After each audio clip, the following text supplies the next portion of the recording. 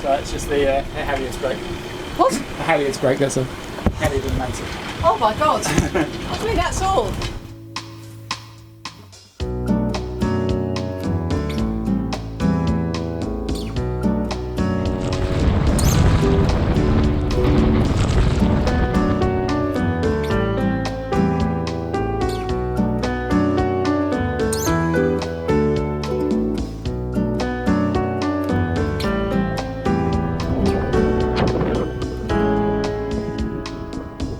Hello and welcome to Mahon. We're in quite a busy anchorage. In fact, that's the thing about Menorca. It's certainly busier than Mallorca.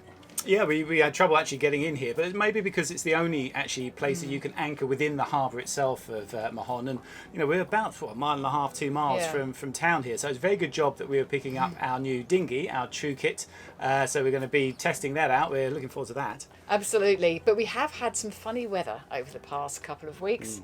Yeah, I hope you like the film. Coming up, battling erratic wind shifts in the Med. Riding the historic tram to the beautiful town of Sola. And yes, the dinghy has landed. It's light, stable and fits on deck.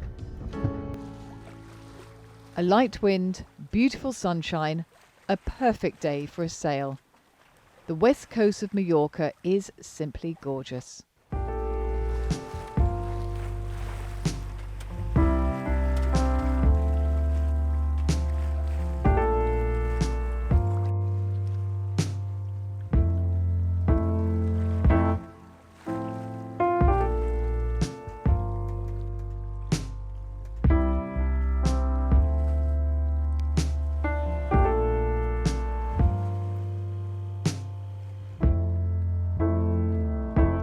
We're heading to Port de Sola, a good place to see the sun go down.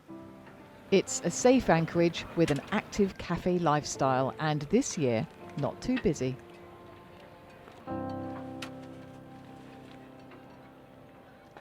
In the morning, we went off for a hike. Quite a spectacular view, isn't it? It's the mountains in the background, isn't it? Tramontana Mountains, named after the wind comes out from the Pyrenees. So I think that's why people don't stay here in the winter, because it's quite cold. I mean, it's a cold wind, the Tramontana, quite severe. But it is the only place, isn't it, of refuge on the west coast? It is, yeah, for the passage up here. So it's quite important if you're coming up here in the winter.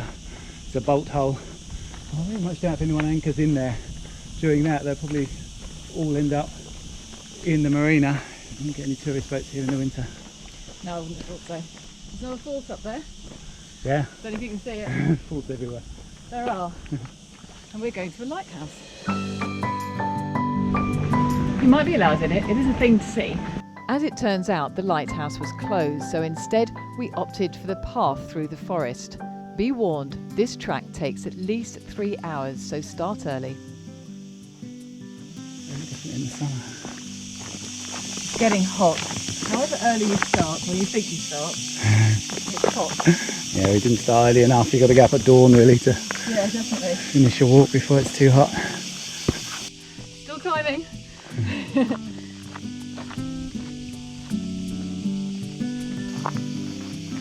This is a bit better. A little bit of shade from these lovely pine trees. Pine forests all over this island, aren't there? It's really good. Oh, that's helpful. Oh no, it's fine. We're going that way. Yeah, that's fine. Just don't go there. Don't go that way. Good thing, because I'd have gone down there. Yeah. And what is this? The remains of a lookout post, now taken over by the beautiful forest. Isn't it amazing? It's just stunning. Incredible. There are some fantastic views and thankfully plenty of signposts. Okay, what this says. Oh, there you go. Port de Sola and Daya. So it's Port de Sola and Sola, so it does go via Port de Sola. By this time, 45 minutes more was enough. Through the olive groves. A few little olives on there. Back on the water, we have some errands to run, which would be a lot easier if we still had a dinghy. Hey ho. Okay, we are really pushing our luck now. One of the things we found in Port de Sola is a laundrette.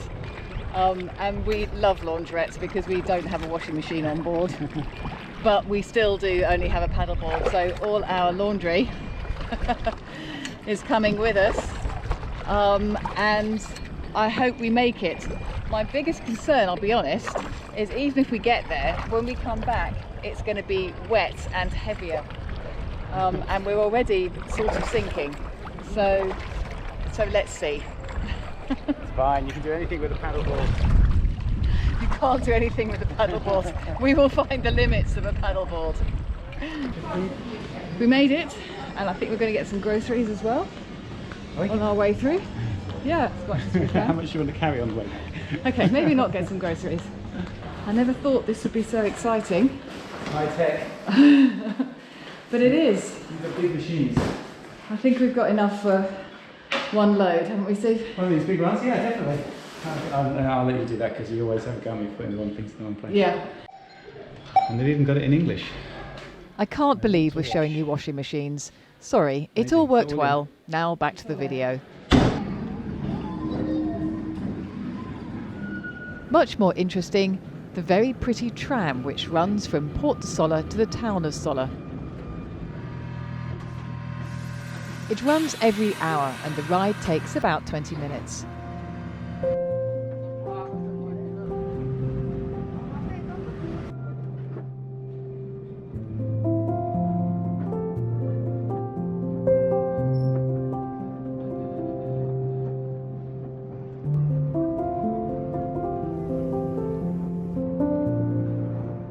A slow trip through the orange and lemon groves.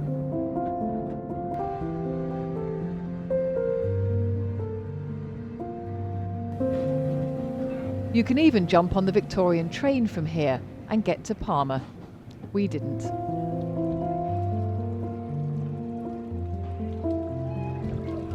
Instead, we had a quick tour of the town, which is getting a little busier.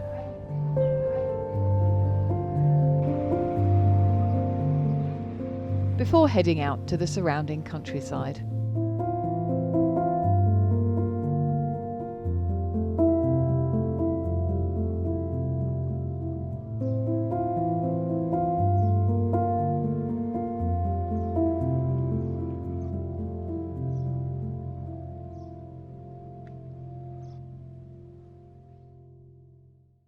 Our route is taking us from the west coast of Mallorca up to the north, where we intend to stay until the weather is right to cross to Menorca. Then we're heading to Mahon, where we hope to meet our new dinghy, which is flying in from New Zealand. I'm very much looking forward to that. The west coast is a magnificent sight. Giant rock face full of crevices and caves. Ancient and mysterious. We've even got some wind. Well, I don't know if it's real. It's just dropping off this. The water is so deep you can get incredibly close, almost close enough to reach out and touch the rock. I was trying to avoid getting too close when this happened. So it's just the halyard's brake. What? The halyard's brake, that's all. Halyard and mainsail. Oh my god! I mean, that's all. Right, just take it out slowly. Jesus. It sounded like the whole boat was broken. Apologies for the language, it was scary. So we're now doing 7 knots. From no wind to all this wind. That's Ned for you, isn't it? That was a bit of a shock. I thought I'd hit something underneath. I mean, I was looking to see. Did you, when the bang happened? I was looking to see don't come too close to the rock, Yeah. and I thought I must have just. There must have been something sticking up that wasn't on the chart. So when I heard the bang, I knew exactly what it was because the sound just came down. And yeah, I had looked at that halyard actually just as I put it up and thought, there's got a bit more wear on it than I had before. But I thought, oh, that'd be good till the end of the season. End of the season? Didn't Yeah, think the end of the hour. I mentally thought, yeah, next season I'll be putting a new eye on that. Not long later, the wind dropped along with the sun. Maybe it was all just a dream. The next day we wake up to rain, and lots of it. We seem to be getting some strange local weather. We're anchored on the northwest of Mallorca and decide it's time to move. It's not what you want to see really in an anchorage in the morning. Breaking waves just behind you there. Quite a swell, wasn't predicted. It's supposed to be a bit of an offshore breeze, and we've got 30 knots onshore. Well, 20 at the moment, but we've had some big gusts. So although the anchor's holding nicely, the snubber's doing its job. Best to get out of here, find a better anchorage.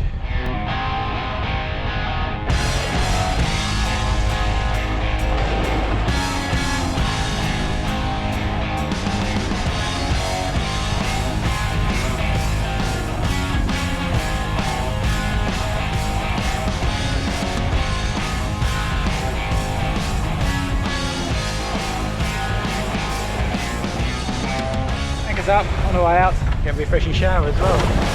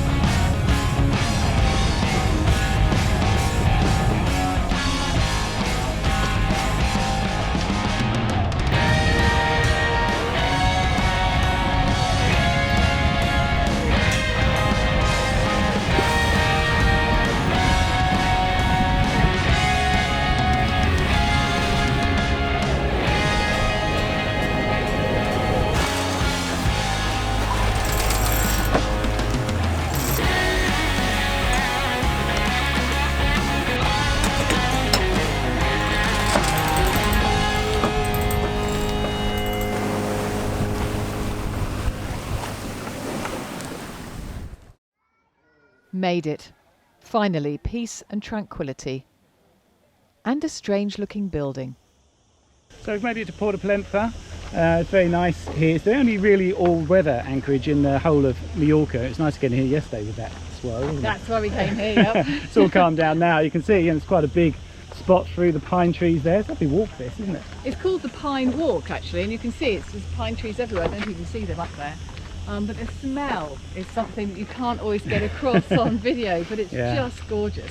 Yeah, it's yeah, lovely. Yeah, it's really nice. So we're going to go into town after this, which is right around the other side of the bay over there, and see if there's a festival that's supposed to happen today. It's a festival of the sea, but who knows? Yeah. COVID has stopped most things, isn't it? Which is a shame for the Spanish. They love their festivals, and you know, it would have been nice if that goes. But we'll go and see what's happening. We love their festivals as well. We do.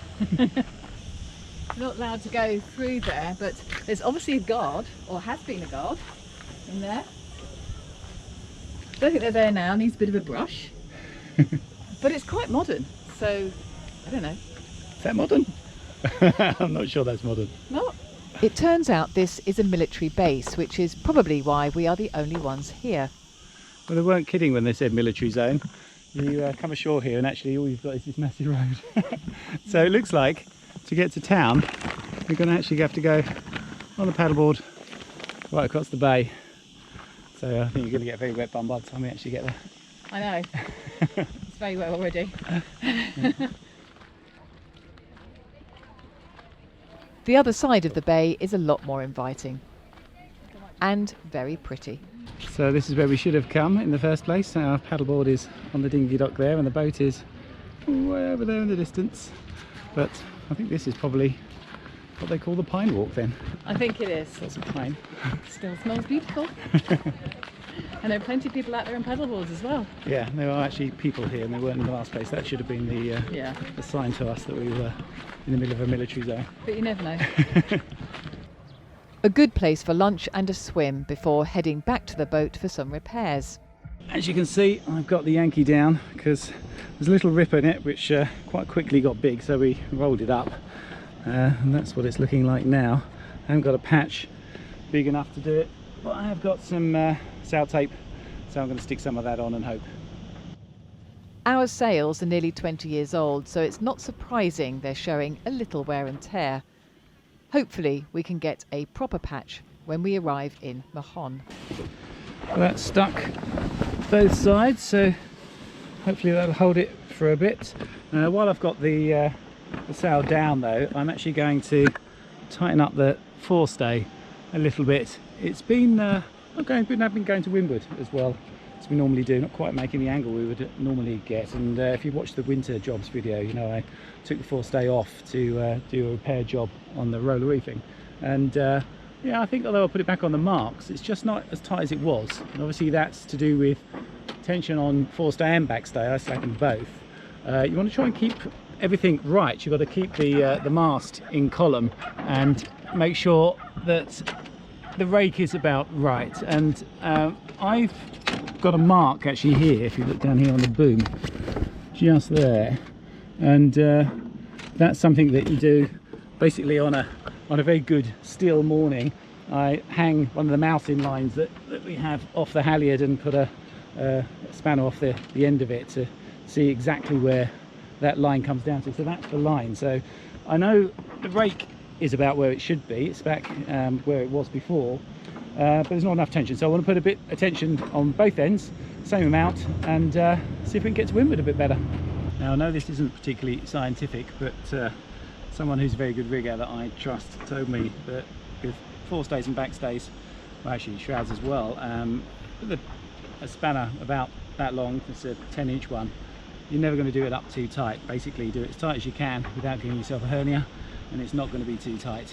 As I say, not particularly scientific, I haven't got a gauge, so it's the best I can do. And it is, it's not as tight as I thought. I don't know where this slack has come from, but I thought it was tighter than this, so I can definitely get it tighter. Repairs complete and we're ready to sail to Mallorca. It's not perfect conditions, but you can wait forever for perfect. We're not quite making our intended course, but the wind's supposed to back a little bit, and actually we're coming around a headland here, so the wind should shift a little bit in our favour there as well. So hopefully this will be a nice sail. All the sails up, which is very good news. We should we're quite close to the wind, but I think we should be able to get there completely on one tack if we're lucky, and if this wind holds up. We haven't got much at all, but we seem to be going along pretty well. What are we doing in there, Jude? 4 knots. So 4 knots. Yeah, it's great. Well, that's not bad. Saying 9 knots apparent wind, so it's pretty much on the nose. So it's probably only about 4.5 knots of wind, and we're doing 4 knots. So yeah, not bad at all for a 26-ton boat. The wind did pick up, well predicted, Steve, and it was in the right direction. Well, we are charging along now. Got a good bit of breeze, and we should be able to get to Menorca by tea time at this rate, which will be lovely. We've got a lot of stores on board because of our challenge of going in and getting supplies. It's really quite breezy out here. Judy's braving the deck, sunbathing. It's getting a bit wet. I can see, yeah, it's got a bit more lively, isn't it? It's actually running down the decks here, further down, so you're lucky on the top deck. This is lovely, we're just charging along, aren't we? Yeah, they're my key lines.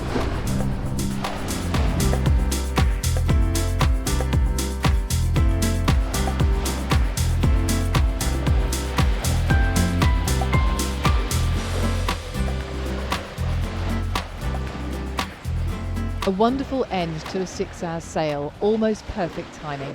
Making the anchorage before dark is pretty important in the Med, and tonight it proved very important.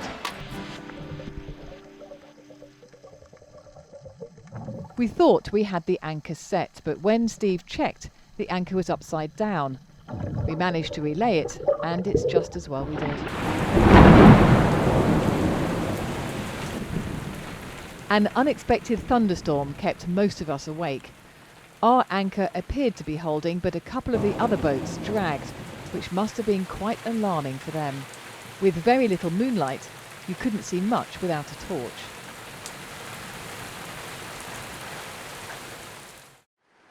In the morning, thankfully, the weather has settled. This is our first full day in Menorca, and the anchorage is packed. We were not expecting this, I have to say. I thought there'd be fewer people here than in Mallorca, but wow, it's amazing. Everyone's out enjoying themselves. Don't know if you can see that. A few people sailing by there. After a quick look round, we get a call to say our dinghy has arrived in Mahon, so, well, we go and pick it up. The entrance to Mahon is now busy. Even the car ferry is back up and running. We make our way to the nearest anchorage, and once Fair Isle is settled, we head for this building, Princess Menorca, a broker for the famous Princess powerboats, where Natalie has taken delivery of the dinghy.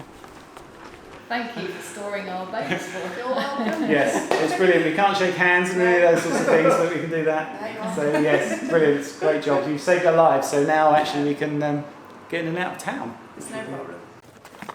And this is James, who offered to give us a lift back to Fair Isle. We are very grateful to both of them. Once on board, we unpack, and this is the best bit. A few minutes later, and we have our car back. We weren't sure how light the dinghy would be, but we can easily get it on board, where it will stay for all our voyages from now on. It fits perfectly. We'll put out a separate video to show you more in a couple of weeks. Meanwhile, James, as it turns out, sails an Amel Super Maramoo 2000. So, never ones to turn down the chance to see around other people's boats, we go on board for a sail and a chat. You've gone from a Tayanya to, which is a really good blue water boat, to another really good blue water boat, but it's a very different animal, this one, isn't Absolutely, Steve. Yeah, the Amel is peculiar in so many ways, but a lot of these features about the Amel are really sort of there to help you and assist you and keep it safe.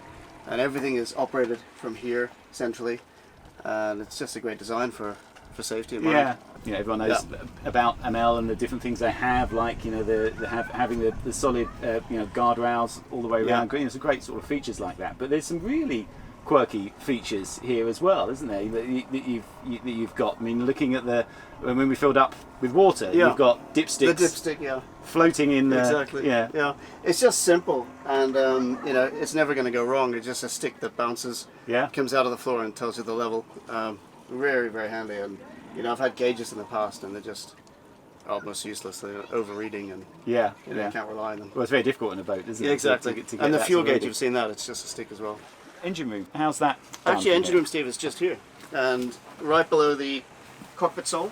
There's a little handle here you grab. It's on gas struts, so it lifts up fairly effortlessly. Yeah. And that's it. And so you can step down into the engine room. Yeah, and it's way down there, but you can just step in, and then you've got room around, haven't you? And then you have the generator, the water maker, all the water pumps, toilet pumps, etc., air conditioning.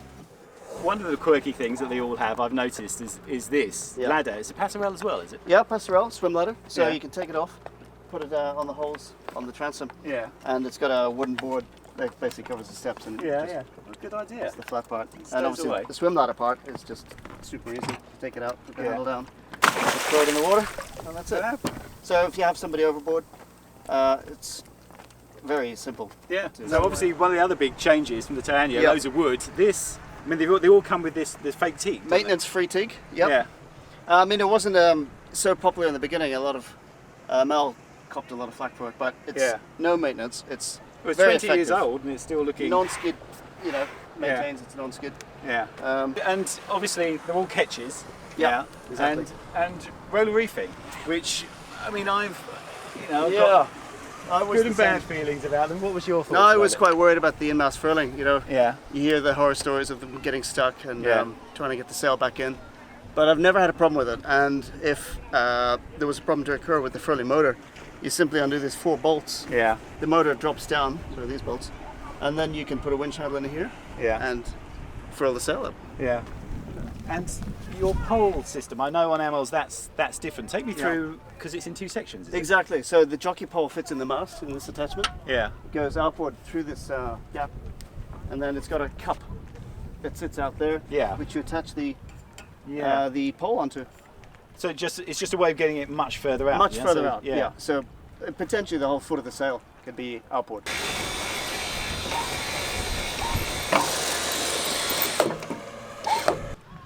And pull the outboard back. And that's it. So push button sailing, what do you think of that? I think it's a really good idea, especially for someone like James who does quite a lot of single-handed sailing. So I think that will make quite a big difference for him. Anyway, meanwhile, we are going up to the north of Menorca over the next few days to wait for a weather window to get across to Sardinia. But I think it will be, what, at the weekend, do you think? So maybe 3 or 4 days. At the moment, yeah, the long-term forecast is looking at the weekend, which is good because the north of this island is fantastic. You just look at the map and you can see fantastic places to explore. We're going to test out our new dinghy and all these lovely coves. That's great. And we've also got another thing that's we've picked up in Mahon here, which is a new anchor. So we'll be testing that out as well. I'm not going to tell you what we've got yet. It's very shiny. Don't give things away. But yes, it's the manufacturers of this particular anchor say if you don't like it, if it's not the best anchor you've ever had within 2 months, you can just send it back. Well, one look at this anchor, it's not going back. It's a superb piece of kit, I think. And very heavy, if I might say. Yes, £100 is the weight of this anchor. Exactly. Yeah. Anyway, thank you very much for watching. Thank you to our patrons. Thank you to our subscribers. And press the button if you haven't already.